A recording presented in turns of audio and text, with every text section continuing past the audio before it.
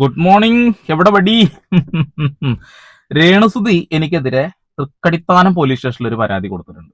രാവിലെ ഏകദേശം എത്ര മണിക്ക് നോട്ടട്ടാ, ഒരു 9 മണി ആ ടൈമിൽ എനിക്കൊരു കോൾ വന്നതാണ്. പോലീസ് സ്റ്റേഷനിൽ നിന്നാണെന്ന് പറഞ്ഞ് വിളിച്ചു. അവർ പറഞ്ഞ കാര്യം എന്താ വെച്ചിട്ടുണ്ടെങ്കിൽ, രേണുവിനെ ജീവിക്കാൻ സമ്മതിക്കുന്നില്ല എന്ന് പറഞ്ഞാണ് പരാതി. അതായത് നിരന്തരമായിട്ട് വിധവയായ ഒരു സ്ത്രീയെ സോഷ്യൽ മീഡിയ വഴി ഇങ്ങനെ എന്തൊക്കെയോ പറയുന്നു എന്നും, അതുകൂടാതെ തന്നെ രോഗിയായ ഒരു സ്ത്രീയെ, ഇപ്പൊ 2-3 ദിവസമായിട്ട് നിങ്ങൾ കുറെ ശബ്ദ സന്ദേശങ്ങൾ കേട്ട് കാണുമല്ലോ.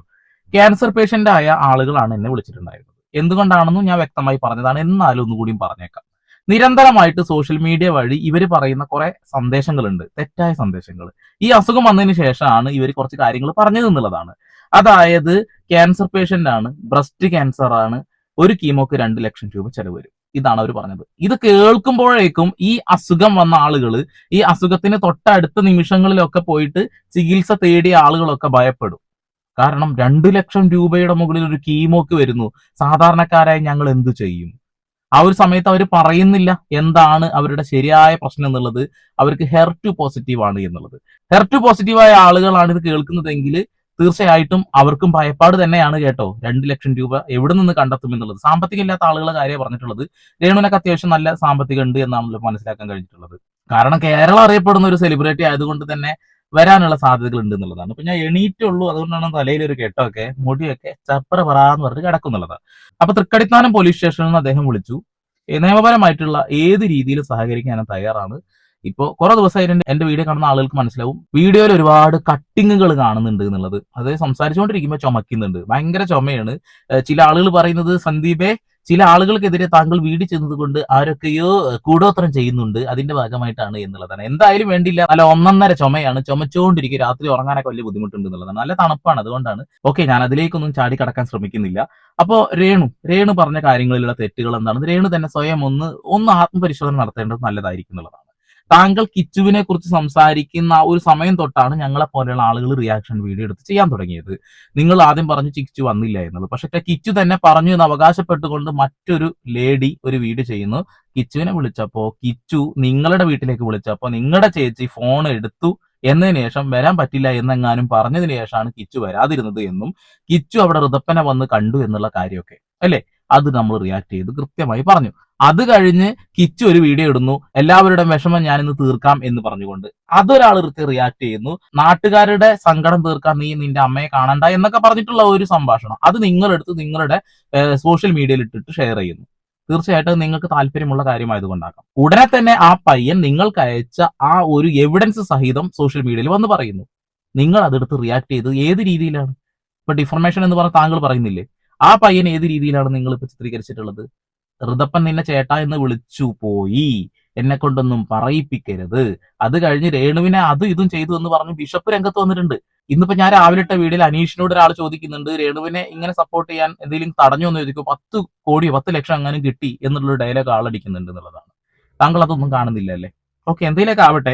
പക്ഷെ ഏത് രീതിയിലുള്ള നിയമപരമായിട്ടുള്ള എന്ത് രീതിയിലുള്ള കാര്യങ്ങൾക്ക് സഹകരിക്കാൻ തയ്യാറാണ്. പക്ഷെ നിങ്ങൾ ഇനിയും മണ്ടത്തരങ്ങളോ സോഷ്യൽ മീഡിയയിൽ ഇത്തരം കാര്യങ്ങൾ പറയുകയാണെങ്കിൽ തീർച്ചയായിട്ടും റിയാക്ട് ചെയ്തിരിക്കാൻ കഴിയില്ല. എനിക്ക് ശബ്ദ സന്ദേശങ്ങൾ അയച്ചു തന്ന ഓരോ രോഗികളെയും അവർ നുണ പറയുകയാണോ എന്ന് പോലും താങ്കളുടെ ചേച്ചി പറഞ്ഞിട്ടുണ്ടായിരുന്നു എന്നുള്ളതാണ്. അവരാരും ഒരു നുണയും പറഞ്ഞിട്ടില്ല. അവർ കൃത്യമായിട്ട് ജനങ്ങളെ ബോധിപ്പിക്കുകയാണ് ചെയ്തത്, ഇന്ന രീതിയിലൊക്കെ മരുന്ന് സൗജന്യമായി കിട്ടും എന്നുള്ളത്. താങ്കളുടെ ചേച്ചിയും ചോദിച്ചു, എങ്ങനെയാണ് ആ മരുന്നിന്റെ വില ഒന്ന് കുറച്ച് കിട്ടുക എന്നുള്ളത്. ഈ കാരുണ്യ പദ്ധതിയെ കുറിച്ച് താങ്കൾക്ക് അറിയാമെന്ന് ഞാൻ പ്രതീക്ഷിക്കുന്നു. ഈ കാരുണ്യ പദ്ധതിയുടെ ഭാഗമായിട്ടൊരു ലോട്ടറിയും വിൽപ്പന നടത്തുന്നുണ്ട്. അതിൽ നിന്ന് കിട്ടുന്ന ആ തുക പൂർണ്ണമായിട്ടും ഈ ഒരു ഭാഗത്തേക്ക് മാറ്റിവെക്കുകയാണ്. കാരുണ്യ ലോട്ടറി ഇറക്കുന്ന ആ ദിവസങ്ങളുണ്ടല്ലോ, ഏതാ ദിവസം എനിക്ക് ഓർമ്മയില്ല, ആ ദിവസം കോടിക്കണക്കിന് രൂപ ഖജനാവിലേക്ക് പോകുന്നത് ഈ ലോട്ടറി വിറ്റ് കിട്ടുന്ന പണം നിങ്ങളെ പോലെയുള്ള ആളുകളെ സഹായിക്കാൻ വേണ്ടിയിട്ടുള്ളതാണ്. അപ്പൊ നിങ്ങളുടെ കയ്യിൽ BPL കാർഡോ മറ്റുള്ള കാർഡുകളോ ഉണ്ടെങ്കിൽ നിങ്ങൾ തീർച്ചയായിട്ടും അവിടെ ഹെൽപ്പ് ഡെസ്ക് ഉണ്ടാവും, മെഡിക്കൽ സൂപ്രണ്ടന്റ് ഉണ്ടാവും. അവരെ കണ്ടുകൊണ്ട് അതിൽ ഏതെങ്കിലും രീതിയിലുള്ള മരുന്നിന് റിഡക്ഷൻ കിട്ടുകയാണെങ്കിൽ അത് നിങ്ങളത് തേടുകയും, നിങ്ങളുടെ ആ താല്പര്യങ്ങളാണ്. പക്ഷെ തേടിയില്ലെങ്കിൽ പോലും ഇനി ഇത്രയാകും, ഈ ചികിത്സക്ക് ഇത്ര ചെലവാകും എന്നുള്ള ഒരു സന്ദേശം കൊടുക്കുമ്പോൾ അത് കേൾക്കുന്ന അതേ അസുഖമുള്ള ആളുകൾ, നിങ്ങൾ HER2 പോസിറ്റീവ് എന്ന് പറഞ്ഞതിന് മുന്നത്തെ കാര്യം ഞാൻ പറഞ്ഞത് ഇപ്പൊ ആളുകൾക്ക് മനസ്സിലായിട്ടുണ്ട് എന്നുള്ളതാണ്. അത് അറിയുന്ന ആളുകൾ പറഞ്ഞത് ശരിയാണ്, നിങ്ങളുടെ ചേച്ചി പറഞ്ഞപ്പോൾ കറക്റ്റായി എന്നുള്ളതാണ്. അതുപോലെയാണ് പറയുന്നതെങ്കിൽ ഒരു കുഴപ്പമുണ്ടായിരുന്നില്ലല്ലോ. അപ്പൊ ആ രീതിയിൽ ഞാൻ റിയാക്ട് ചെയ്തിട്ടുണ്ടെങ്കിൽ ഇവിടെയുള്ള പാവപ്പെട്ട ആളുകൾക്ക്, പൈസ ഇല്ലാത്ത സാധാരണക്കാരുണ്ടോ, സെലിബ്രിറ്റികളല്ലാത്ത സാധാരണക്കാരുണ്ടോ, അവർക്ക് വേണ്ടിയാണ് ഞാൻ ശബ്ദിച്ചത് എന്നുള്ളതാണ്.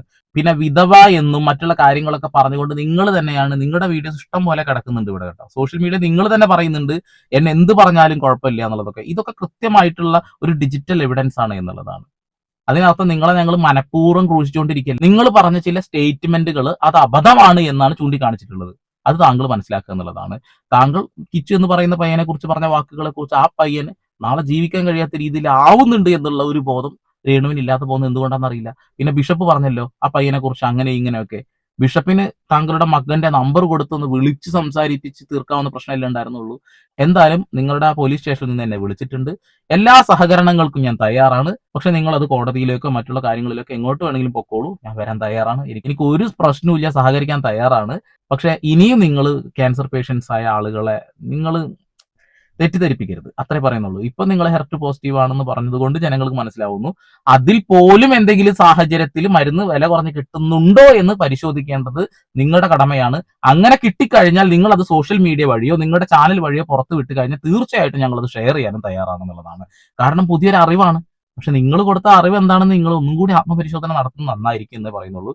ഇനിയും സോഷ്യൽ മീഡിയയിൽ വരുന്ന കണ്ടന്റുകൾ ഞങ്ങൾ മാന്യമായ രീതിയിൽ എടുത്ത് റിയാക്ട് ചെയ്യുക തന്നെ ചെയ്യും എന്നുള്ളതാണ്. കുറെ ആളുകൾ പറയുന്നുണ്ട് വല്ല പണിക്കും പോടാ എന്നുള്ളത്. പണിയൊക്കെ കഴിഞ്ഞിട്ടാണ് ബ്രോ ഞങ്ങൾ ഈ പണിയെടുക്കുന്നത്, കൂലിപ്പണി. കയ്യിലെ തഴമ്പ് കണ്ടില്ലേ? തഴമ്പില്ലല്ലേ? ഉണ്ട്, ചെറുതായിട്ടുണ്ട്. ടൈലിന്റെ പണിയൊക്കെയാണ്, അതൊക്കെ കഴിഞ്ഞിട്ട് തന്നെയാണ് ഈ വീഡിയോ ചെയ്തുകൊണ്ടിരിക്കുന്നുള്ളതാണ്. കഫക്കെട്ട് കാര്യങ്ങളായിട്ടാണ് കുറച്ച് ദിവസമായിട്ട് വീട്ടിലിരിക്കുന്നത് കേട്ടോ. അപ്പൊ രേണുസുതിയോടൊന്നേ എനിക്ക് പറയാനുള്ളൂ, വീഡിയോ ഒന്നും നിർത്താനൊന്നും പോകുന്നില്ല. ഞങ്ങൾ സോഷ്യൽ മീഡിയയിൽ വരുന്ന കണ്ടന്റുകൾ എടുത്ത് റിയാക്ട് തന്നെ ചെയ്യും. പിന്നെ നിങ്ങൾക്കെതിരെ വീഡിയോ ചെയ്ത ആളുകൾക്കൊക്കെ നിങ്ങൾ ഇനി നോട്ടീസ് അയക്കാൻ പോവുകയാണെന്നുണ്ടെങ്കിൽ അതൊരു ട്രെയിനിന്റെ ബോഗി കണക്കെ കോർത്ത് കോർത്ത് ഇട്ട് കൊടുക്കേണ്ടേയിരിക്കും. പക്ഷെ നിങ്ങൾ പറഞ്ഞ വാക്കുകൾ നിങ്ങൾ തന്നെ മറക്കാതെ പോകുന്നത് നല്ലതായിരിക്കും എന്നുള്ളതാണ്. ആര് വേണമെങ്കിലും റിയാക്ട് ചെയ്തോളൂ, എനിക്കൊരു കുഴപ്പമില്ല. ബിഷപ്പും പറഞ്ഞിട്ടുണ്ടായിരുന്നു എന്ത് വേണമെങ്കിലും പറഞ്ഞോളൂ, നെഗറ്റീവ് പോസിറ്റീവും എനിക്കൊരു കുഴപ്പമില്ല എന്നുള്ളത്. പക്ഷെ അത് ശരിയായ രീതിയിൽ കൊള്ളുമ്പോൾ ജനങ്ങളൊക്കെ നെഗറ്റീവ് അടിക്കുന്ന ഒരു അവസ്ഥയിലേക്ക് എത്തുമ്പോൾ നിങ്ങൾക്കൊക്കെ അത് കൊള്ളുന്നത് വളരെ വിരോധാഭാസമായിട്ടുള്ള കാര്യമാണ്. എന്തായാലും കൊള്ളാം. നിയമപരമായിട്ടുള്ള എല്ലാ കാര്യങ്ങൾക്കും സഹകരിക്കാൻ ഞാൻ തയ്യാറാണ്. കാരണം ഇന്ത്യയിൽ ഒരു പൗരനാണ് ഞാൻ. എന്റെ അവകാശങ്ങൾ മാത്രമാണ് ഞാൻ വിനിയോഗിച്ചിട്ടുള്ളൂ. എന്റെ അഭിപ്രായ സ്വാതന്ത്ര്യം മാത്രമേ ഞാൻ വിനിയോഗിച്ചിട്ടുള്ളൂ. അതിൽ പൂർണ്ണമായിട്ടുള്ള ബോധ്യം എനിക്ക് ഉണ്ട് താനെന്നുള്ളതാണ്. അപ്പൊ ഇനിയെങ്കിലും ആ പിക്കിലേനൊക്കെ ആട്ടിയിട്ട് ജനങ്ങൾക്ക് തെറ്റായ സന്ദേശം കൊടുക്കാതിരിക്കുക എന്ന് മാത്രമേ പറയുന്നുള്ളൂ. പിന്നെ നിങ്ങൾ ഫുൾ ടൈം അടങ്ങി കിടന്നുറങ്ങണം എന്നൊന്നും ഞങ്ങൾ പറയുന്നില്ല. നിങ്ങൾ പറയുന്ന കുറച്ച് നുണകൾ ഞങ്ങൾ ചൂണ്ടിക്കാണിക്കുകയും ചെയ്തിട്ടുണ്ട് എന്നുള്ളതാണ്. ആ മൊബൈൽ ഫോൺ ഉപയോഗിക്കരുതെന്ന് പറഞ്ഞു തൊട്ടപ്പുറത്ത് ചാർജിനും കുത്തി വെച്ചിരിക്കുന്ന ഒരു അവസ്ഥ കണ്ടപ്പോഴേ എന്തായാലും ജനങ്ങൾ പറയുന്ന ഒരു വാക്ക് നിങ്ങൾ കേൾക്കുന്നത് ഏറ്റവും ഉത്തമമായിരിക്കും എന്നാണ് ഞാനും പ്രതീക്ഷിക്കുന്നത്. സോഷ്യൽ മീഡിയയിൽ നിന്ന് കുറച്ചു കാലം മാറി നിന്ന് കഴിഞ്ഞാൽ തന്നെ ഈ പ്രശ്നങ്ങളൊക്കെ അവസാനിക്കും. ഞങ്ങൾക്കും പുതിയ കണ്ടന്റുകളൊക്കെ കിട്ടും. നമ്മൾ ആ വഴിയിലൂടെ അങ്ങനെ പോവുകയും ചെയ്യുന്നുള്ളതാണ്. അപ്പൊ അതൊന്ന് ശ്രദ്ധിച്ചാൽ നല്ലത് എന്ന് മാത്രമേ പറയുന്നുള്ളൂ.